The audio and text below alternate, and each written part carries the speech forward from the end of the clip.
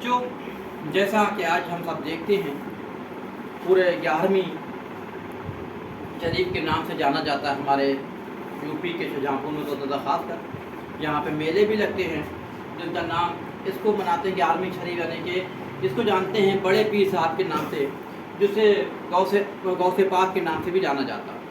یہ دیکھیں آپ نے دیکھا، یہ عراق میں 1075 میں پیدا ہوئے تھے۔ عراق دیش کے گیلانی نامک استھان پر ان کی ماتا کا نام ام الخیر فاطمہ تथा پتا کا نام سید ابو صالح موسیٰ تھا۔ آخر یہ انسان کو یہ مقام رتبہ یہ کیسے ملتا ہے؟ یہ کوئی ایک آسان چیز نہیں ہو جاتی ہے کہ اتنی بڑی شخصیت کو ایسے کیسے ہو جائے۔ کچھ اچھے کام کیے جاتے ہیں۔ ایک بار یہ ایک قافلہ جاتا تھا، اس قافلے میں جا رہے تھے۔ قافلے پر اس ٹائم تو جیسے کہ آج کی زبان سیکیورٹی نہیں ہوتی تھی، سرکشا نہیں ہوتی تھی، لوگ قافلے بنا کر جاتے تھے۔ اس قافلے کے اندر یہ بھی جا رہے تھے۔ وہ اس قافلے میں ڈاکوؤں نے حملہ کیا اور اس میں 60 ڈاکو تھے، ایک دو نہیں بلکہ 60 ڈاکو تھے، اور آپ بھی اس کے اندر تھے، جا رہے تھے۔ یہ چھوٹے سے تھے، قریب 11 سال 12 سال کے آس پاس تھے۔ جب لوٹ مار مچا رہے تھے ڈاکو، تو ڈاکو کا ایک ڈاکو جو تھا ان بالک کے پاس بھی آیا۔ یہ آپ کے سلیبس میں بھی ہے، آپ نے دیکھا ہوگا۔ جب آپ کے پاس آیا تو آپ سے پوچھا، اے بچہ تمہارے پاس کچھ ہے؟ تو آپ نے کہہ دیا کہ ہاں میرے پاس بھی ہے، میرے پاس سونے کی اشرفیاں جو گنیاں ہوتی ہیں وہ ہیں۔ ڈاکو کا حیران ہو گیا، وہ اپنے سردار کے پاس لے کے پہنچا، اور سردار کے پاس جایا، اور جانے کے بعد اس نے کیا کہا کہ یہ اپنے پاس بتا رہا ہے کچھ ہے۔ ڈاکو کے سرداروں نے پوچھا تمہارے پاس کیا ہے؟ اس نے کہا میرے پاس اشرفیاں ہیں، گنیاں ہیں سونے کی۔ تو اس نے پوچھا کہاں ہیں؟ تو انہوں نے جو ہم لوگ باسکٹ جو صدری ہوتی ہے، ہاف جیکٹ جو ہوتا ہے، اسے کھولا، اس کے پھاڑ دیا، یعنی 2 ٹکڑے کر دیے اس کے، اس میں جو تھی 40 اشرفیاں نکل پڑی۔ جب 40 اشرفیاں نکلی تو سبھی ڈاکو کا سردار جو تھا وہ حیران ہو رہے ہیں کہ یہ بالک، اس نے پوچھا ڈاکو کے، جب ہم اسے جانتے نہیں تھے، ہم سے چھپی ہوئی تھی، تم نے اسے کیوں بتا دیا؟ تو پتہ چلا، اس نے کہا میری ماں نے چلتے سمے جب ہم چل رہے تھے تو اس نے کہا تھا بیٹا کبھی جھوٹ مت بولو۔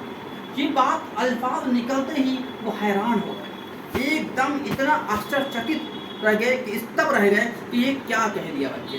یعنی کہ ایک 40-50 سال کا بڈھا جو آدمی جو ڈاکو بنے ہوئے تھے نوجوان، وہ بالک وہ اپنے گھر والوں کا کہنا نہیں مان رہے تھے، اور ایک 11-12-13 سال کا بچہ اتنا زبردست اپنی ماں کا کہنا مان۔ اس ڈاکو کے سردار نے سارے ڈاکو کو بلایا، اور جتنا بھی سامان اسباب جو تھا، مال اسباب لیا، تو سب کے سب واپس کر دیا۔ اسی ٹائم سے آپ نے کیا کرا، توبہ کر لی، اور سبھی کا، اور اس سے کہا کہ تم اپنی ماں کا اتنا کہنا مان سکتے ہو، ہم اتنے بڑے ہو کر اپنی ماں کا کہنا کیوں نہیں مان سکتے؟ بس یہ تو چھوٹی چھوٹی سی کرامات ہیں۔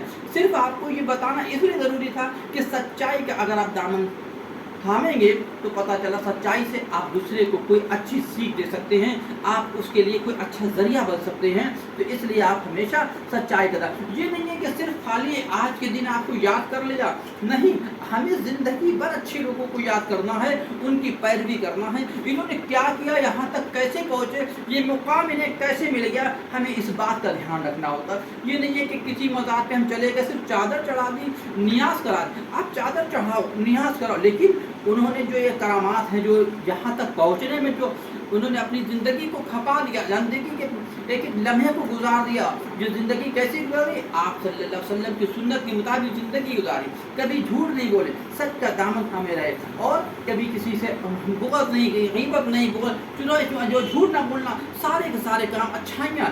ہم ہوتا کیا ہے، صرف کسی ایک جو کام میں مزہ آتا ہے، ڈھول باجا ہے، میلے ہیں، تماشے، اس میں تو بڑا آنند آتا ہے، وہ ہمیں کام اچھا لگتا ہے، لیکن اچھائیوں کو ہم کبھی بھی نہیں دیکھتے۔ تو اس لیے ہم کو آج سوچنا چاہیے، جن کو بڑے پیر صاحب غوث پاک کے نام سے جانا جاتا ہے، آج ان کا جنم دن 11 تاریخ کو ہوتا ہے، 11 ربیع کو ہے، اور منایا جاتا ہے۔ ہم دیکھ رہے ہیں پورے شہر میں، اور بہت سے لوگ اس کے بہت ان کو مانتے ہیں، سبھی لوگ مانتے ہیں، پورا ہر مسلم مانتا ہے۔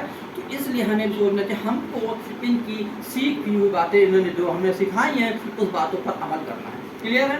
چینل کو سبسکرائب بھی کرتے رہیں اور لائک کرتے، تاکہ ہم آپ دوسروں کو بھی اچھی باتیں مل سکیں۔ کلیئر؟